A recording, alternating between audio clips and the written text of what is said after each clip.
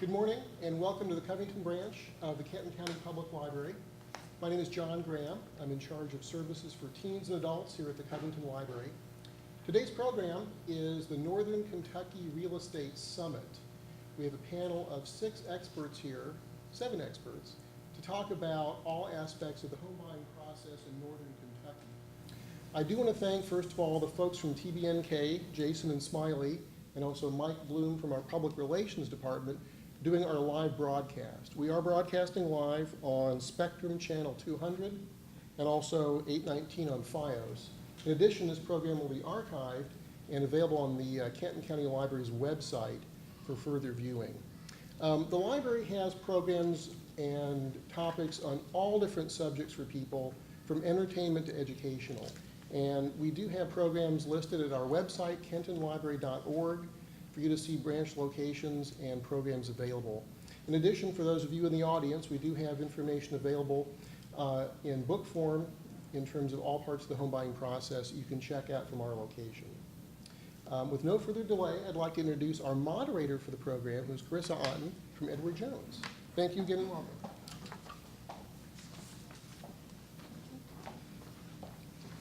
Good morning, everybody. Thank you so much for coming in today and tuning in to listen to the Northern Kentucky Real Estate Summit. Again, my name's Carissa Otten. I'm with Edward Jones, and I'm joined by 6 panelists here. We're going to have a panel discussion as well as roundtable to discuss all parts of the home buying process from the beginning to the end. We've got Kathy Stavros here. She's a real estate attorney with Ziegler and Schneider. And then we've got Kyle Cunha here. He is the sales and service manager with Republic Bank. We have got Ralph Chapman here. He's an insurance agent with Mitchell Insurance. James Wilson, CPA. Then we also have Scott Johnson. He's a realtor with Keller Williams. And Jessica Ben. She's a mortgage lender with Stockton Mortgage.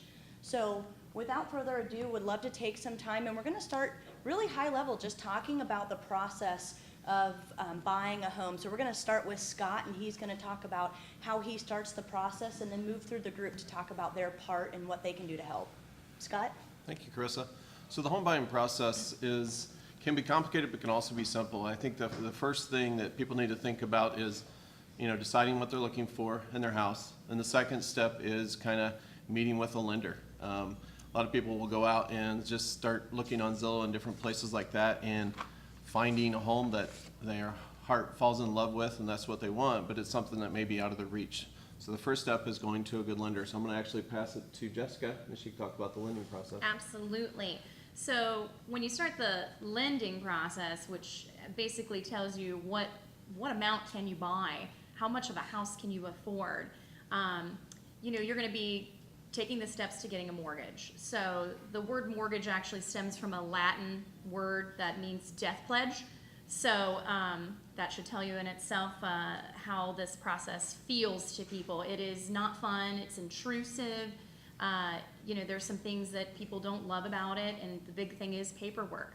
So, you're gonna get a lot of paperwork together for an underwriter to look at every aspect of your financial being to see if you're able to take on this new housing payment of, a $100,000 home that you're going to be obligated to pay.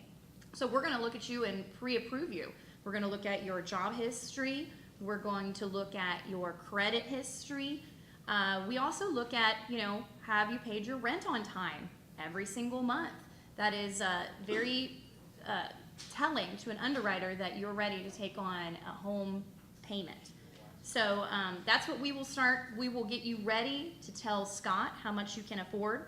And then Scott will then search for that amount, correct? Correct. I'll give it back to you. So once we get that, it's pre-approval letter, we'll then go on and I'll set you up with a website that allows you to go ahead and do searches for, the type of real estate you want based upon the number of bedrooms, bathrooms, area in which you're looking, and different things. And once you get it narrowed down to a certain thing, it's key to have that pre-approval letter, because in this day and age, being a seller's market, homes are selling within days. I've had a house just the other day.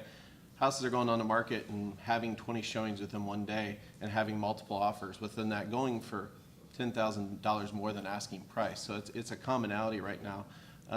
So it's important to have those things. Once we get that house identified that you want to look at. Usually schedule about 5 houses to look at in a day.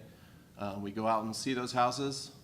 If it's a couple, I get what each one of them likes about each house, and then we can kind of compare notes. If we find the perfect home, from there we go ahead and write up an offer.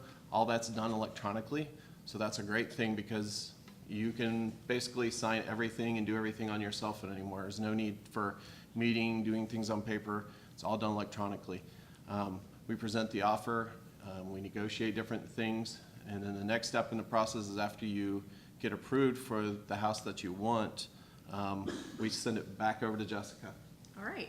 So a couple things I wanted to highlight also about Scott's process is a lot of times the sellers want to see an earnest money deposit. And what that is, it's a good faith money that you're going to give to the seller that tells them that you're a serious buyer. So a lot of people want to know, what are my out-of-pocket expenses going to be? And you don't really know that up front unless you get with a good lender that can prep you in with that manner. So number one, earnest money will come out of your pocket, but will come back to you at the end. It just gets held to make sure that you are holding your end of the bargain with your contract. Number two, if you decide to have a home inspection, and I know Scott will go in this again, you will pay for that out of pocket. That is not included in your home loan. Number three, it is required when you get a mortgage, aka a loan on the new house that you're going to purchase, that you have to get an appraisal.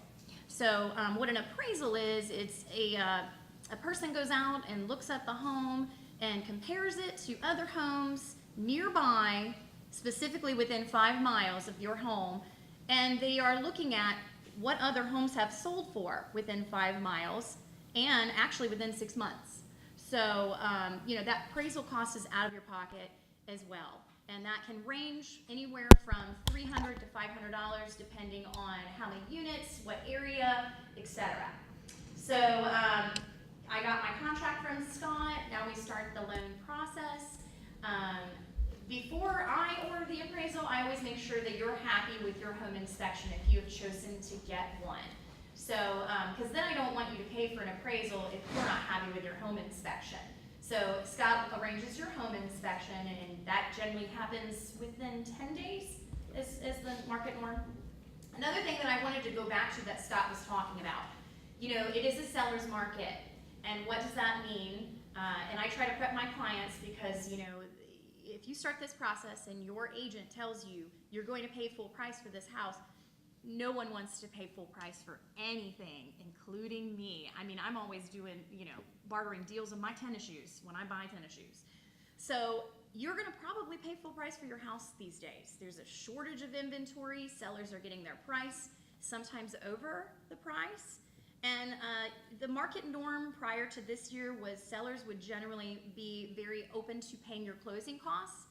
That kind of doesn't happen these days either. If you want to make your offer strong, you know, I prep my clients and tell them you may pay full price, you may not get your closing costs taken care of, and those are some things to be aware of.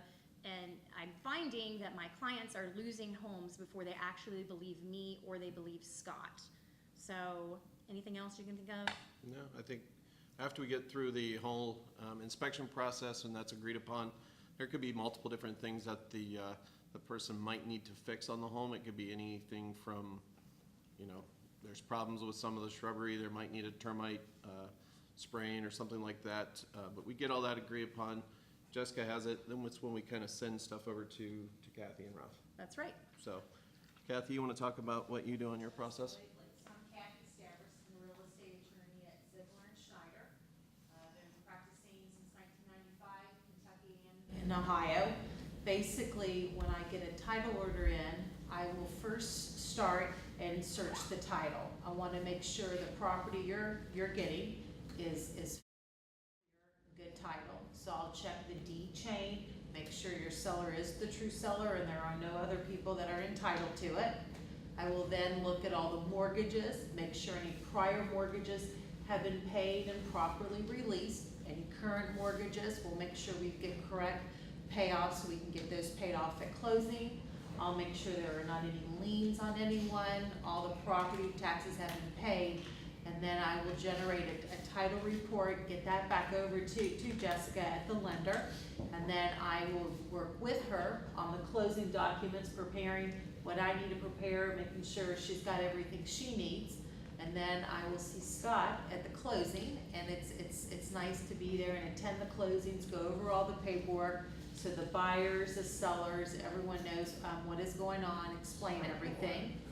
Then after the closing, I'll take those documents, I'll get them all recorded at the courthouse, and then about 3 weeks later, I'll follow back up to make sure anything that was supposed to be paid has been released, and we can issue the end of the file and get anyone any further paperwork that they need. So that's basically how I get involved, from the title search through the closing, and then processing all the paperwork after the closing. And then Ralph, do you want to talk to me about homeowners insurance? Yeah, I'm Ralph Chapman with Mitchell Insurance. I've been in the business for over 30 years. What we look at from an insurance perspective is we go out and take a look at the house. We then try to calculate what the replacement value of the home is from a construction perspective. So you're going to be looking at a couple of different values. One, your appraised value, one, what you're buying it for. Ours is normally a lot higher than what your appraised value is, because we're looking at reconstructing the home in the event of a total loss. When we do the insurance, of course, we go out and look at the house, take pictures, and then assess that reconstruction value. And the mortgage company definitely wants the amount of insurance to be more than what their loan value is to protect their interest. We're concerned about protecting your interest, and you can do that from a couple of perspectives: a very inexpensive bones type homeowners policy, which I'd never recommend, and it's definitely a good idea to take a look at what benefits are you getting in your insurance policy, so that in the event something does happen down the road, coverage is afforded. Credit is very important. A lot of people don't understand that. The better your credit is, the better your price for your insurance is going to be. And the reason that is they figured people with good credit turn in lower claims. There's pride of ownership involved in your home as well, so they want to make sure the home remains in steady, good condition. So that price that is calculated for your homeowners, once you agree to that, we do the policy effective for your closing date, and we send a declarations page, to your lender to let them know that this is in place effective that closing date. That normally satisfies the lender. The insurance company's happy. And yes, if you're real conscious about price, if you can do your auto and home with that same company, no matter who it is, almost every company out there gives you those discounts. So you definitely want to look at that. But that's how we handle the insurance part. Carissa? Great, thank you so much, everybody. And so wanted to cover our two other panelists and how they fit in the process. So first, James, I wanted to ask you, how can people utilize their CPA? How do you fit into this process, and what are things that you can help out with? Thank you. With your CPA, you have to prepare your taxes. And with the mortgage people and the banker people, they're going to want 2-3 years of your taxes of proof of income. That's how I fit in, the compliance part. So. Wonderful. Yeah, thank you. Absolutely. So Kyle, I'm going to take it over to you as well. So obviously, we as panelists all know that we can rely on personal bankers to help us out with many things, but folks out there may not know, what is it that you can do? How do you fit into this process, and what are some of the advantages of people being able to talk to people like yourself at Republic Bank? Yeah, thank you. At Republic, I'm here to facilitate if you maybe had a credit problem in the past. As Ralph alluded to, credit plays a big part in the whole process and what you pay, from your insurance premium to the price of your mortgage. So just really quick, just a 1% rate change on a mortgage can save you over $20,000 over the life of your loan, which I think most everyone would like to save $20,000 if they could. So that's really where we come in. We've got programs that are out there to help you repair your credit, or if you never had credit, put you on the path to starting a good credit history. Great, thank you, Kyle. So now that we've talked, really what the home buying process looks like, we wanted to go ahead and cover some questions. We've been taking questions from folks over the last week who are interested, curious about different parts of the home buying process and how each panelist fits into that, how we can help. So we wanted to go through some of these questions that we had, also take any questions from the audience today. So I'm going to go ahead and Scott, I'm going to start with you. So, one question that we received is now really a good time to buy a home? We hear a lot about what's going on in the real estate market, and so would love to get your opinion on that. Sure. So, as a realtor, we're always looking to help people, buy or sell a property. Is it a good time? It's a tricky time. So I think that's maybe not a committal answer to any one way, but it's a matter of expectation. If you're looking for a home up to $250,000, it's a really tricky time. If you're looking over that $250,000 mark, there's more options available. So is it a great time to buy a home? Yes, because possibly interest rates could be going and rising higher than they currently are. So it's a good time to get in while they're still low.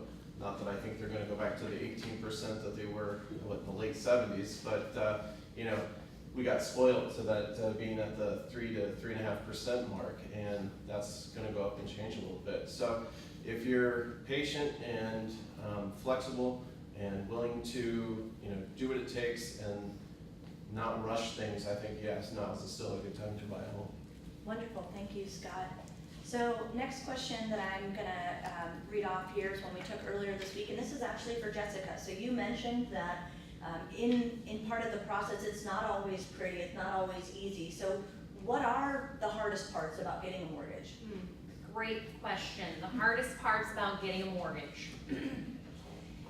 It's really paperwork. People feel like they provide paperwork enough in the beginning. After the paperwork is looked at by the loan processor, she may ask for more paperwork. And then again, when the loan goes to the underwriter, they may ask for more paperwork again. And people always say, I already gave you that. So a lot of times the paperwork that the consumer or the client provides don't meet the standards to the actual loan guide. For example, you have some bank statements, and on the back is page 2, and you give us your bank statements, you scan those in, but we're missing page 2 and page 4 because your scanner didn't scan those. So clients and consumers get very annoyed that they have to provide all those. But what I want to encourage people to understand is when you get a mortgage, we are checking boxes to what's required. So we're only asking you what the actual loan requires. We can't have missing bank statements because then it appears altered or fraudulent. We have to have a complete loan file. So by all means, that the clients really just don't like the paperwork aspect of it. Another aspect is when you come to a mortgage lender and you actually do get your credit looked at and it isn't satisfactory. A lot of times I will put someone on a plan, or I'll actually send them over to Republic Bank to get their credit ready. You have to prepare yourself to become a homeowner. You have to make on-time payments every single month on your $25 minimum credit card goals in order to pay $700 a month on your new mortgage. So I'll prep somebody with their credit, and that's not fun to have that diagnosis as well. So feeling and hearing about your credit and how you need to get it in order isn't fun. Getting paperwork isn't fun. But when you get to close at the end and move into your new house, that is extremely fun. Wonderful, thank you, Jessica. Yeah. So this is actually another question that came through for you, but I'm going to go ahead and open it up to the entire group to ask about how it fits with each person. So the question was, what are some things that I can do to prepare as a homeowner if I'm planning on buying a house in the near future? I'm going to start with you, Jessica, but I think it's something important that each person here as a panelist can talk about. What are some things we can do to prepare with each person in each part of the home buying process? So Jessica, let's start with you. What are some things that we can do to prepare? Absolutely. So that's a great question. What comes to mind is I have a client right now. They're out of college. Parents told them no credit cards, no credit cards, no credit cards. They have no credit. They don't pay rent. They're living with their family, rent-free. So here at Stockton, we do non-traditional credit, so you don't have to have an established FICO score. You don't have to have like a full, thick credit profile. We will write you a loan if you don't have any credit. But what we want to see is what do you pay on time every month. So these clients are very disturbed that they can't move forward with the home purchase at this time because all they pay is Spotify, both of them, the fiance and the husband, yeah, they're engaged. They pay Spotify. The lady pays her parents with cash, her insurance and cell phone combined. So she pays cash to them. So I can't show that to the underwriter because we don't have proof that she pays that on time every month. So she's got Spotify. And then he has nothing. So I have to put them on a plan so we can see, can they pay something on time every month? Does that answer? Yeah, absolutely. It's a frustrating thing for them, but they, we're getting them on a path. Absolutely. Scott, how about you? So I think it's partly goes with that, but it's getting your ducks in a row and understanding what your wishes are and what you truly require and what you need. There's a big difference in getting all parties involved. If it's just a single guy or a single lady that they may want to have their parents' input, well, okay, sit down with your parents and get their input on the things you're going to need in a starter home. If you're existing, maybe you're upgrading to a larger home. Do you need 3 full baths or is 2.5 enough? It's the little things that, people, if you wait and then all of a sudden decide when you're looking at houses, it makes it trickier and then it makes things uncomfortable sometimes for some people. So just knowing what exactly you're looking for before you even start the process is a huge help. Great, wonderful, thank you. So let's go ahead and Kathy, going with the timeline of buying a new home. What do people need to do to prepare to meet with you when it comes time to close on the home? People will meet with me anytime through the process. Sometimes people may be wanting to buy a house a year from now or something like that, and I'll talk to them and they'll call me back in a few months and work through that with them. A lot of times right when they start looking, then they'll call me and ask, what do I do now? And I'll put them in touch with Scott, put them in touch with Jessica, and get the ball rolling then. And I'll talk to them to make sure they're entering the contract how they want to. If it's husband and wife, or maybe they're buying investment property, then we may discuss forming an LLC or another type of entity to deed it that way. So we need to enter the contract in that way, and then Jessica will want different type of paperwork if we're going to be doing going down that avenue. So I try basically just to meet with them and get an overall picture of what the end goal is, and then help them map out a road plan to get there. Wonderful, thank you, Kathy. So I'm actually going to skip over Kyle real quick because I'm going to wrap that in with another question that we have for you. But Ralph, what can people do to prepare to meet with you? Well, there's a few things they want to keep in mind. They can, as far as their insurance goes, they can either pay their insurance through their escrow, which is done then through the mortgage company. So you want to talk to Jessica about that, or you can pay it yourself. The problem with that, paying it yourself, is you get that big bill every year for your taxes and for your insurance. So it's, in my opinion, I'd recommend definitely going escrow, because then it becomes part of your normal home payment. You want to get at least 2 or 3 different quotes and make sure you're getting the coverages that you need. Have the various agents that you talk to, make sure they explain coverage options, what other benefits are available.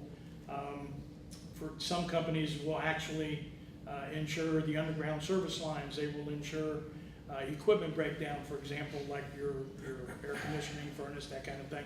So those are benefits, and yes, it does cost a little bit more than the standard homeowners. But you can get the bones cheap, but I don't recommend that because when something happens, coverage is not going to be afforded. So we want to take a look at how we can save you money, but be prepared when it comes to the insurance and your taxes, that it's part of your house payment, and I'm sure Jessica will go over that with you before you ever close your home, so you know exactly what you're paying. And in some cases, some mortgage companies will have you pay that insurance in full for the first year, so that then when it is in escrow, that it's there when the bill comes due. Sometimes they'll make it a part of the loan, which that makes your life a little bit easier, and it's a little bit cheaper on the closing. But we definitely want to make sure, from my perspective, that if something happens to that home after you take possession, that we're going to replace it. So that's the important part, the most important part. Wonderful, thanks, Ralph. So, James, let's say that you have a client who, they just recently sold a home. They're in the process of buying another one. Perhaps they've already completed the purchase on the new house, and they're ready to meet with you and talk to you about some of the implications of the sale of one house and buying another. What are some things that they need to do to prepare to meet with you? Well, what happens a lot of times is I will sit down and meet with people before they make a decision, before they're deciding to do something. And they'll ask questions is, will I save money on my taxes if I buy a home? And the answer is usually yes, because it opens up a form, Schedule A.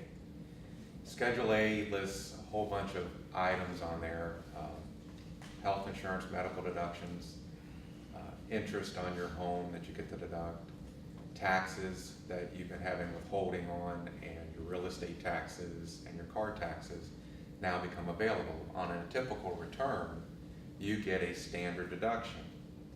And that standard deduction is a fixed amount based on what you have on your return. If you're single, you get one amount. If you're married, you get another amount.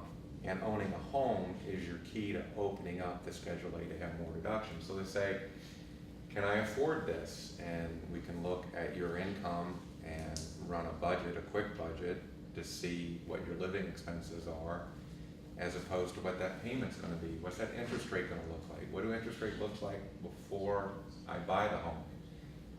Questions I'll get is, I can pay rent. I'm paying rent right now, but I can't come up with the down payment. I don't have a down payment. An option that is out there that involves everybody on the table is if you're renting, maybe the person you're renting from will sell to you on a land contract. And that'll give you the opportunity to build up equity in your home, in a home that you can then go to a mortgage lender or a banker and then buy the home. I had one very industrious client come to me and we had a conversation, and it's like, well, you could buy a two-family home and you can rent out the other half. So we worked through those numbers and showed what the rent would be and what deductions can occur from that. You can include the rent in your income, deduct all the property taxes, your repairs and maintenance, depreciate a portion of the home, your repairs, your office supplies, your mileage. Those things are also includable on the Schedule E. So if you rent, you file a Schedule E. If that two-family's been rented for a while and it has proof of income over time, I know that makes our mortgage and banker people feel much better that it has a history, because there's tax returns that have been filed on that property to show that it has residual income. So when I sit down with people and talk about the buying process, it's best when it's in the beginning so we can discuss possible options if it's challenging for you to buy a home. Thank you. Wonderful, thank Can you. I touch base on a little bit of that? From Absolutely. the insurance perspective? We can insure up to a 4-family home as a single family. So if you do decide to buy a duplex or something of that nature, we also cover lost rent. So in the event that that is uninhabitable because of a loss, the insurance company will literally pay the rent for those people and your extra expense to live someplace else. So buying a 2-family, 3 or 4-family is an excellent idea from at least our perspective, but also from the owner, because you're getting someone else to literally pay your mortgage for you. I think it's a great idea. I have a daughter that's getting ready to hit the market, and that's what I advised her to do, but we'll see if she does. So my last one then is gonna be for Kyle. So Kyle, you mentioned the credit repair and what can folks be doing for that? So I'm gonna tie 2 questions together. Of course, how can they prepare to meet with you? But also, tell us a little bit about the credit repair program and how that works, what folks need to do to be a part of that. Yeah, so the best thing you can do as far as credit and home buying is probably before you really think of that you want to buy, and you can do it on an annual basis anyway, is to go in and have your reports pulled at annualcreditreport.com. By law, all the major 3 bureaus, Experian, Equifax, and TransUnion, all have to provide you a copy of your report that you can review for anything negative or derogatory on there that would affect your score and your ability to get a mortgage. And we can go through that process, pull those with you so you can see those and then say something comes back that's not good, your score is lower than you thought it might have been. We have a product called our Credit Builder program. You come in, see me, I'll take an application for you. We will take out a loan for you, put it into a CD so you can't touch the CD, and then you'll make the payments over between 1 to 2 years. At the end of the 1 to 2 years, you get that CD, so in a way it not only is you're making those on-time payments, which is the biggest portion of your credit score, but at the end you have a nice little pot of money to start for a down payment also. Wonderful, So you're thank able you. to pay yourself first too. Can I ask a question on that? So if you have maybe junior or senior in college and they do have a job, would you recommend them starting that to establish their credit so that when they get out of college, if they want to purchase a house, they don't have to wait another 2 years? Yeah, and this program is not only for credit repair, it can also be used if you've never had a line of credit or as the line that's called a trade line in the business. Is having that report on for you.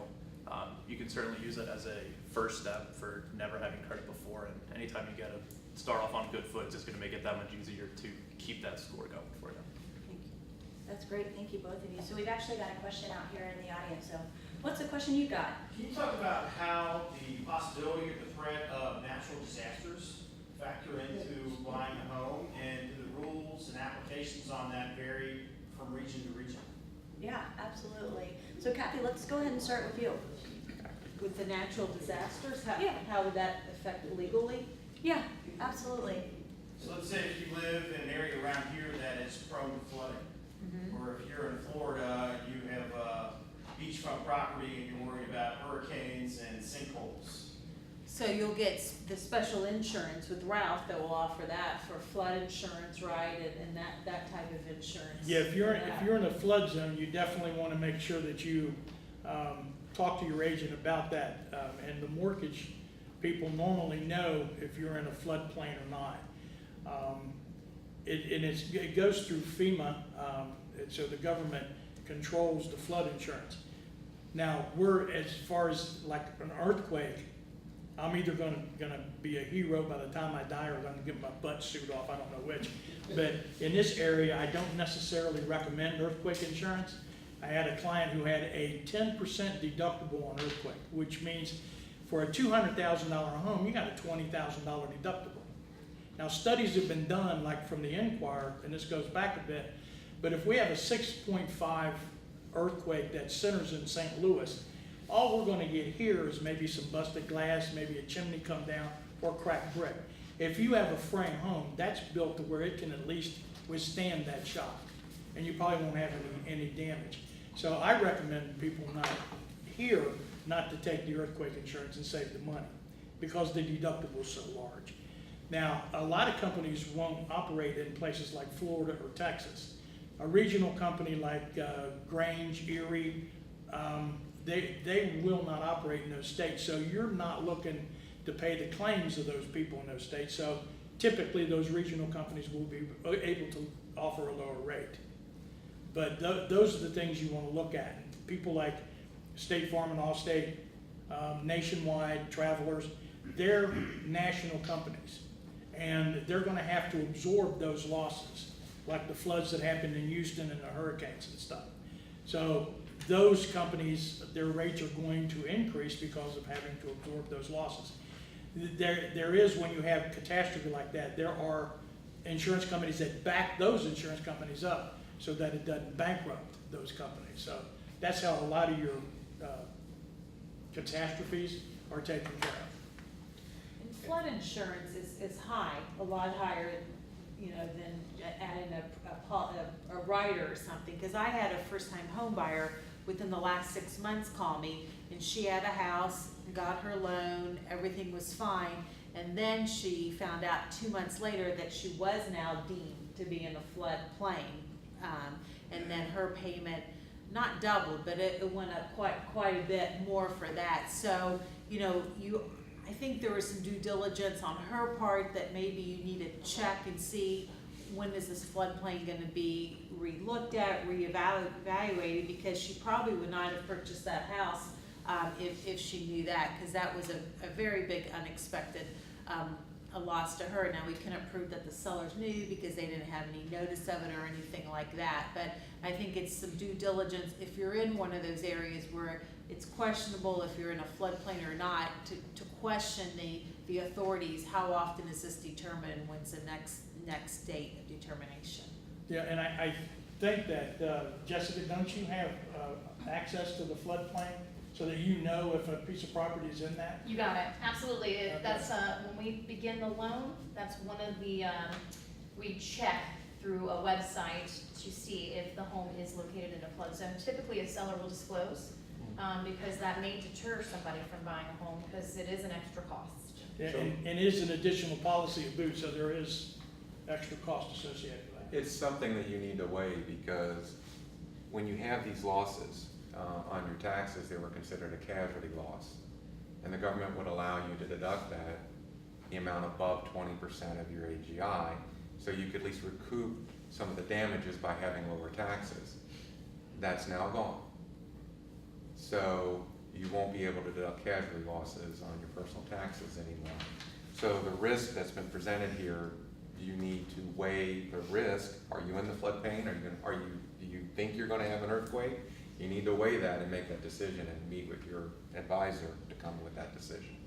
That would scare the heck out of me personally, but I know still some people make that decision and move into those areas. But Yep. that just has to be a horrific thing to go through. Oh yeah, if you're watching the news, man, it's some heavy duty stuff. You know, this year's flooding that we had over in, New Richmond and some of Ludlow and stuff like that, what'll happen is you need to research it, because some of those houses could be cleaned up and put back out on the market, and they could have weakened foundations, so there's a structural inspection that needs to be completed. There's a lot of different things that go with that, so it's definitely a big concern.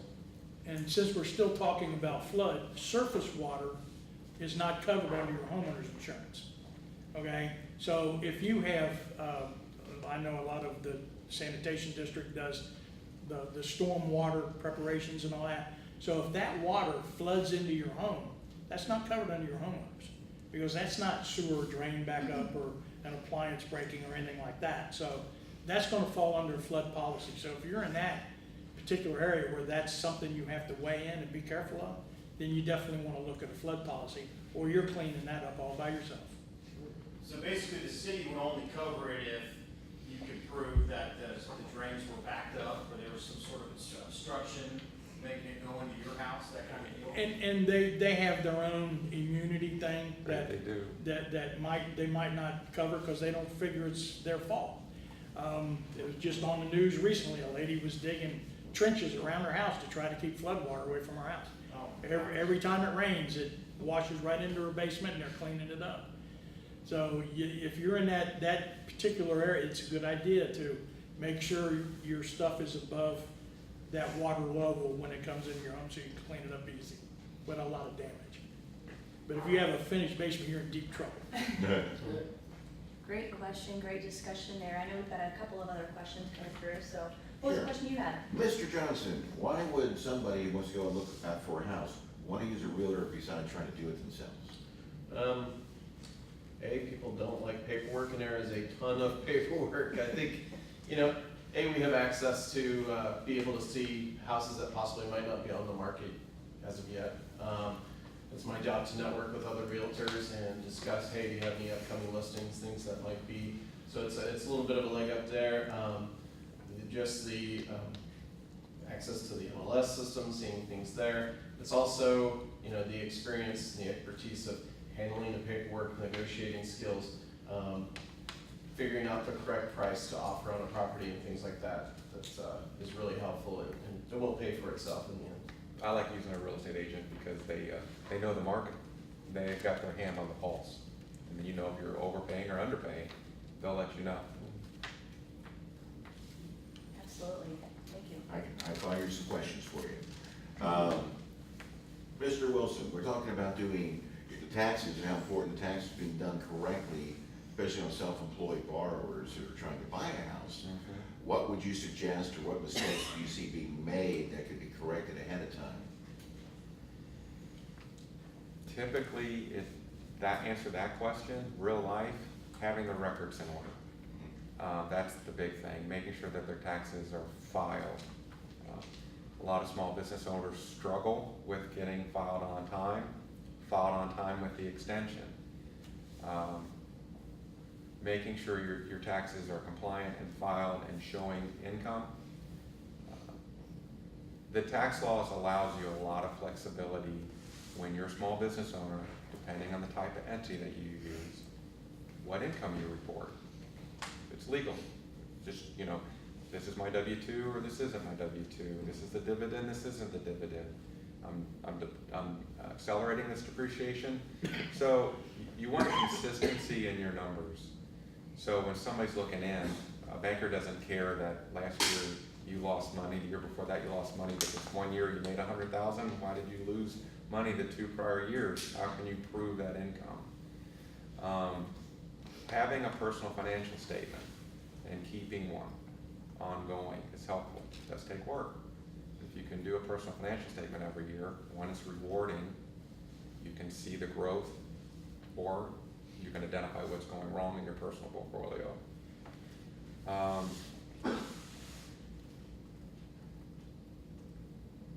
That's about it. Do you see any correlation? I know that a lot of mortgage places do what's called a 4506T, which is a transcript of tax returns. And they do that, of course, to make sure that what they're getting, you know, what you're reporting to the government is what you're actually showing on taxes.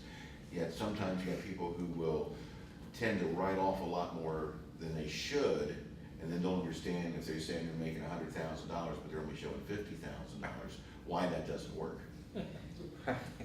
It's very challenging, right? The level of cash flow, the confusion that happens for the small business owner is that their cash flow is $100,000, but the taxable profit is only $50,000. The bank's only going to lend on the taxable profit, and that's where the confusion comes through for the business owner. The difference between cash flow and net income. Depreciation changes that, amortization changes that. Accelerating your expenses and your clients pay you later, yet when the money comes in, your cash flow is restored. So it may be a balance of, yeah, I live in a society that I have to pay some level of tax, dang it, but nobody wants to overpay. I don't want anybody to overpay, but you gotta show something that enables you to live, have a life, be able to do things with your kids, not just hate the government to the point you don't wanna give them one dang dime, right? So that's the struggle for the small business owner, because everybody comes at them. Local government comes at them, state government comes at them, sales tax comes at them, federal government comes at them. So many people are coming at them, they feel beat up. And most people look at business owners as being wealthy. They're the delightful dodger trying to make a living is what they are. So that answers your question. That's great. I know we had another question over here. I did. I forgot 10 of them, but anyhow, I was wondering, damage done by crime, how is that handled? I mean, and how would you look up to see if a piece of property has been involved in crime? That's a great question. Thank you very much. So Ralph, I'll go ahead and start with you. So from an insurance perspective, if something is damaged on the home due to crime, how is that handled? Well, that is a covered peril, depending on whether it's vandalism, theft. Your deductible comes into play, so if you have a $1,000 deductible and you've got 5,000 of property stolen or damaged, you're taking care of the deductible, the first 1,000. The insurance company handles the rest. If it's damage done to the property, you can get an appraisal done by a contractor, and then the adjuster will also get with the contractor, and then they will settle the damage so that you can get your home fixed. So from an insurance perspective, that's how we handle that. You know, to research on how to find out if damage has been done to a particular property, you're gonna have to go to the local police department and ask them to research and dig into that property for you to see if there's any, police records, if any files were claimed. That's maybe possibly a foreclosed property that's just been sitting there. uninsured and owned by a bank, there might not be any record of anything. I mean, it's just the way it sits. Well, gangs tend to possess things they Yeah. don't know. Yep. I know we've got another question. Well, it's actually what the lady mentioned there is, what do sellers have to disclose in terms of the way of anything negative about the property? You mentioned flooding, crime. I mean, are people required to disclose this information? It's a legality to some issue to some extent. There's a property disclosure form. On that property disclosure form, it's going to tell you, ask you different questions about the property. Has the roof been damaged? And if so, has the roof been repaired? When was the last time the roof replaced? Is the plumbing damaged? There's a whole list of things. If somebody, an ethical thing, like if somebody was murdered in that house, did somebody have to tell you? No, they don't. But you can investigate. It's your due diligence to investigate to find out if that's happened or what's going on in that particular property. But, it's basically good to do the research, look at that property disclosure form, because, flooding, leaky foundations, which is pretty much every house in Covington and Newport, things like that are going to be disclosed on that disclosure statement. Well, and from an insurance perspective, if a claim has been paid on that piece of property, I can find that all the way back to 5 years. So our clue reports will show if there's been an insurance payment due to some kind of damage, theft, or crime, or whatever might have damaged that property or had that personal property stolen. Regardless if they're with Mitchell or State Farm or anything, it's. It's any company that paid, any company. I know we've got another question over here. If you're paying cash for a house and you've frozen all your credit to protect your identity and all, you have to open one of the credit agencies for the insurance company to check your FICO score for getting a lower insurance rate? The FICO score should be available irregardless. It's the credit report itself. If you've frozen, you're going to want to open. Well, if you're paying cash, you don't even really need to open it up. But we can see the score. We don't need to get the credit report. Okay, so you don't have to go back and reopen those. But I like that frozen credit idea. That's a great way to protect your identity. I know we've got another question in the back. Do you encourage prospective home buyers to spend time in the neighborhood without their realtor and ask around and talk to neighbors and see what life is like in the neighborhood? Yeah, so upon getting the 5 houses that say they confirm that those are houses they want to look, I ask them to go drive around that neighborhood in the morning, at lunchtime, see how many people are still at home. Maybe it could be a sign of something. At evening and late at night, just to see what's going on in that neighborhood. We can't direct you where to live, but we can suggest, you look things up on on different websites. I can't tell you what school district's the best or things like that, but I can say, here's a report that shows you, here's the link to the police department. They can tell you what's going on in that neighborhood and stuff like that. But, a lot of times, even if I'll go out for a client and I'll drive around and I'll talk to the mailman and say, hey, what's the neighborhood like? And that's not really that I don't pass along to my client, but it's good for me to know, just to get a feel for what things are going on there. There's plenty of yard sales going on this time of year. So Yeah. I always say walk around the yard sales, or if you're going into a neighborhood or a subdivision, they all have those Facebook pages or links to that, and you be prepared that you're gonna get a lot, but weed out the good from the bad, but you'll be able to get a good idea as well. Yeah, and I considered buying a home in Independence, and I went to that area on the weekend. Now, I didn't sit in the car, because then the cops are gonna get called, because then there's somebody funny sitting in your neighborhood. But I did get out and walk around the neighborhood, talk to a couple people, and told them what I was doing. And I was able to get a feel who lived in the neighborhood, how they took care of their property, as to whether this value is gonna go up or gonna go down.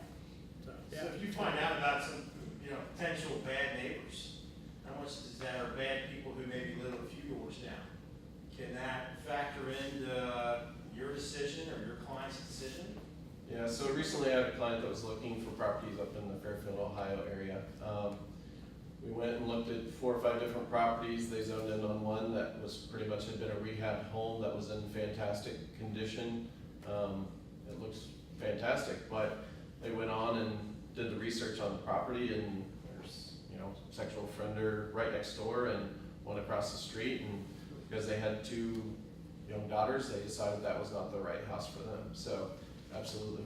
Yeah. And piggybacking off of what Kathy said, I think it was a great idea too, and somebody recently did it in the neighborhood that my husband and I live in, is we have a Facebook page, as most neighborhoods do, just like she said, where neighbors get on to talk to each other, talk about issues, talk about things they can be doing to improve. And a gentleman came on and said, I'm looking at properties in this neighborhood, you know, I really want to consider coming out here, and we're trying to get a feel for what the neighborhood's like. You know, is there people out and about all the time? Is there people up late at night making a lot of noise? Is there, you know, a good vibe between neighbors in the community? And, you know, I think to your point, he got a lot of great information. A lot of people were responding to him, talking about what their feel was on the neighborhood, and ultimately influenced him to come into the neighborhood because he felt like it would be a good fit. So I really do think using technology, you know, to your advantage these days. It's so easy to connect with people without ever meeting them face to face, and that's one way in which it can be an advantage.